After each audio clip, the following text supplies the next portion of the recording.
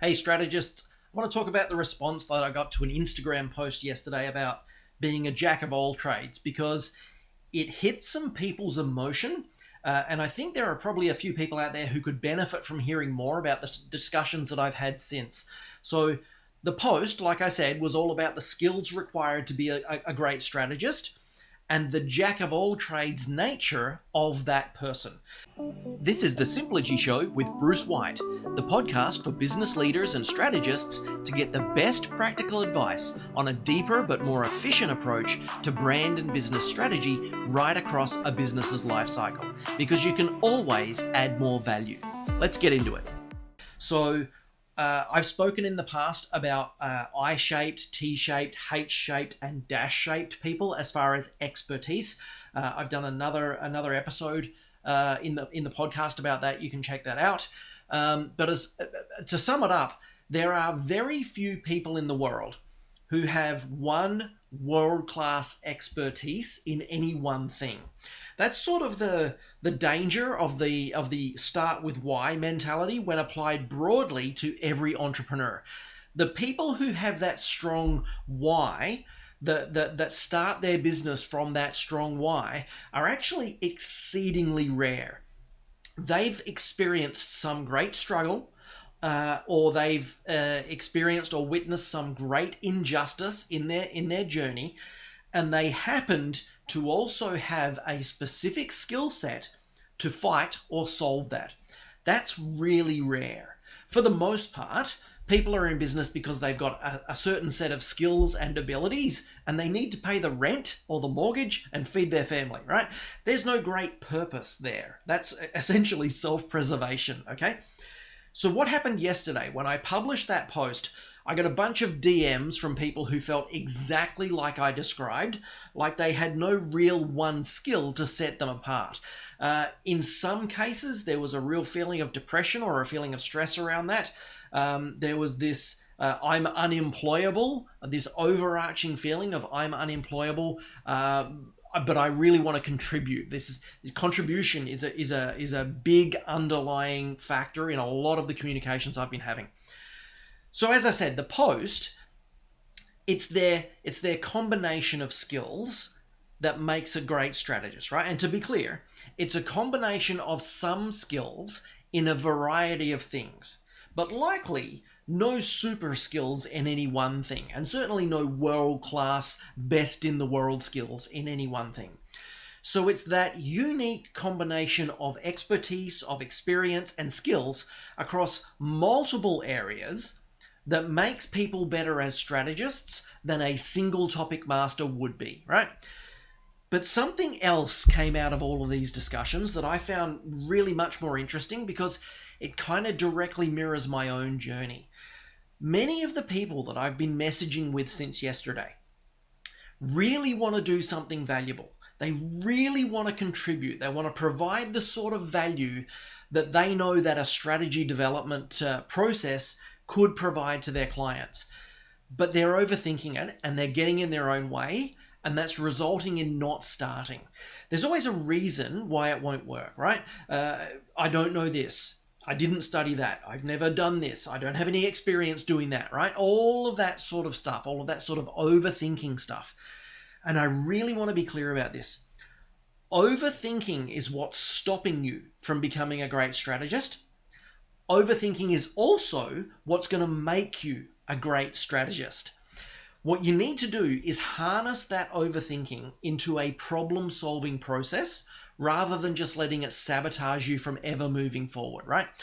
I personally will not stop until I get the answer. Stubborn, driven, however you want to put it, it's in my genetic makeup. When I set my sights on a problem, I'm gonna solve it.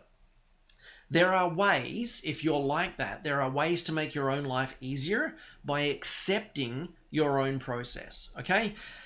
One of the biggest things about any sort of a high anxiety individual or any sort of an overthinker is most of what we get told to try and propel us forward is the exact opposite of what we need to do.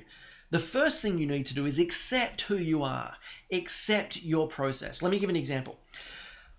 Like I said, I won't let go of a problem until I solve it. That makes me incredibly valuable to my clients in a strategic development process, but not always on the spot. And this was a little bit of a sticking point for us when we first started doing our strategic development in a sprint format. Was I felt like I had to have all the answers on the spot in the sprint. You don't. Once I accepted that was part of my process, once I accepted that my mind is not going to let go of this, and that if we come up with an answer during the sprint that I don't feel right about, consciously or subconsciously, I'm going to keep working on it. Once I accepted that, it's a matter of making my clients aware that this is my process. I might come back to you with something that I think is better after we've done our sprint, but before I deliver this report. And at that point, it's going to be up to us to decide if we want to implement that. It's really just a matter of accepting your process, understanding the way you do things. If you are a strategic thinker, if you're the type that will not let go of a problem, accept that. And accept that a lot of the advice you're going to get given is actually going to be counterproductive for you. Again, there are ways to make your own life easier, but you have to begin by accepting your own process and understanding that overthinking part of your nature. For me, when we pivoted into a strategy-only consultancy and adopted that sprint model, we developed all of our sprints as in-depth and as detailed as possible. And I put the entire sprint script in the presenter's notes, even back when I used to deliver sprints in person, on site with clients. I do it all over Zoom now. Everything is done virtually over Zoom, which obviously makes having the presenter's notes in front of me much, much easier. But even when I did this in person with clients, I put everything in the presenter's notes, word for word, as a script.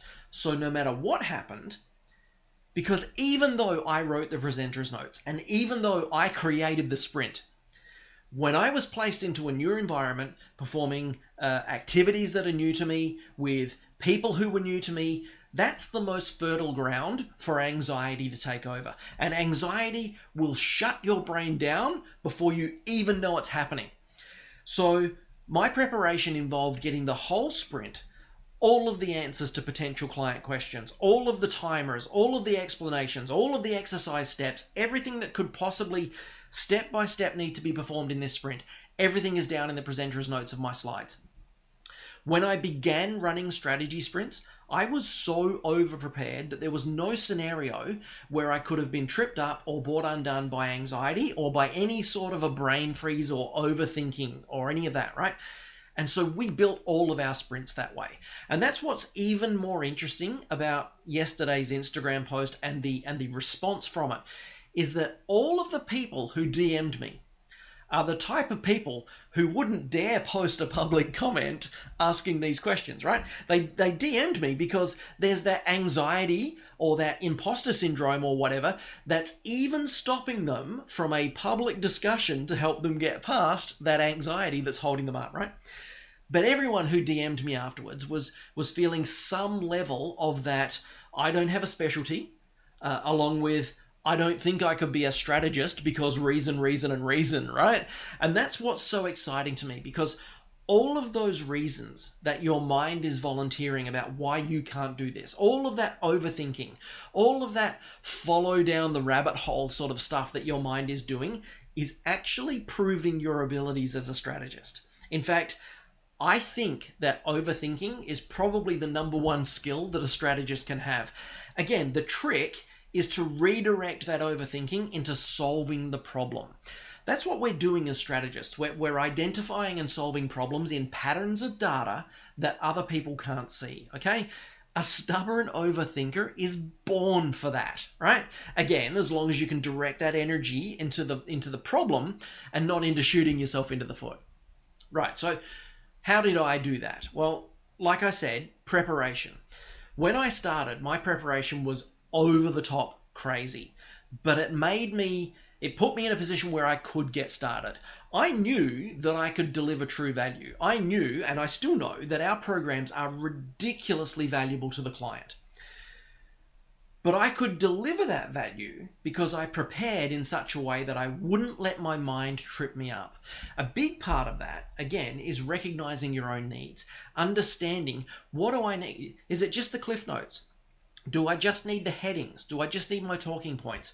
Or are you like me and you want the whole thing word for word as a script, so that if the absolute worst come to pass, which by the way, it never once has, but if the absolute worst comes to pass and my brain goes completely blank for whatever reason, I can literally read my own thoughts. I can literally read my own script and know that I'm delivering massive value to my clients. Now, if you've done any of our sprints, or if you've ever heard anything about our sprints, you'll know that what creates the value in the output is the quality of the input. We do not build clients' brands. Clients' brands already exist. We just help them uncover what's really there, okay? So none of sitting down and reading this, none of leading clients through the process is negatively affected by going through it with a script. It's the inputs that you're generating from the client that are creating the value in the outputs, okay? So again, it's a matter of just recognizing your own needs. How detailed do you need your preparation to be? And then do that. I have spent in the past over 2 weeks writing a proposal. I don't need to do that anymore because I've done it in the past. I go into all of my sprints with my presenter's notes. I don't need to read them anymore. I just don't. But it's there. The fact that it's there removes any of that anxiety that would otherwise potentially drag me undone. This is what I was saying earlier. If you listen to you can just wing it. You know your stuff. If you listen to that type of advice from your well-meaning friends and colleagues, but friends and colleagues who while well-meaning, are not anxious, high anxiety overthinkers, it's very likely that you'll either only deliver half the value you could have, or worse, you'll fail to launch altogether. You'll get stuck in that what if, and you'll find a way to either cancel the project or never go after the project to start with, right? You'll never even start the conversation with the client. I'm not sure what's worse there. Personally, I hate it when I remember something valuable after I've hung up the phone or after I've closed Zoom. I detest that feeling of not having been as valuable as I possibly could, of not having been able to provide every single piece of value possible. I hate forgetting stuff, right?